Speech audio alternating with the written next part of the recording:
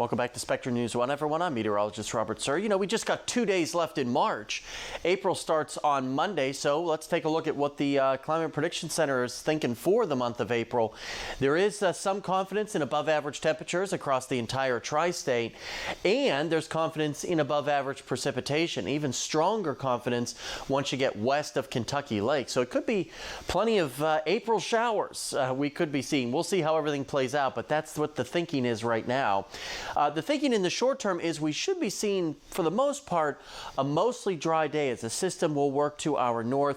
What the question mark is this front. As it sags through and transitions from a cold front to a stationary front, we could see some showers and a couple of thunderstorms develop right along that front, and that front could stall, and that could mean we could see more activity for our Easter Sunday. And you can see what I'm talking about with Futurecast.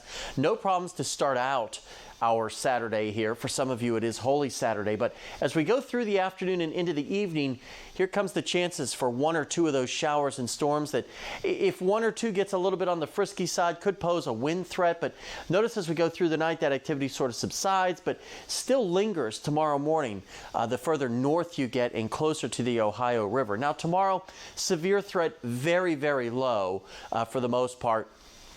But that does increase as we get toward Monday as another system moves through. So scattered or isolated severe storms certainly possible here on Monday, and that threat increases the further north and west that you get. And then again on Tuesday, we're also watching.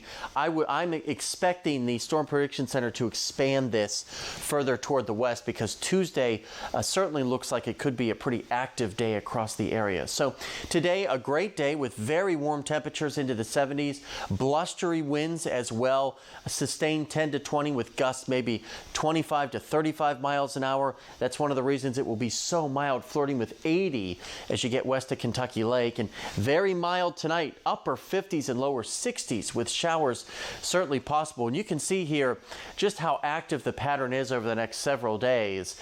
But once we get through Tuesday and that cold front passes, much colder air will pour into the area. Temperatures dropping nearly 20 degrees between Tuesday and on Wednesday.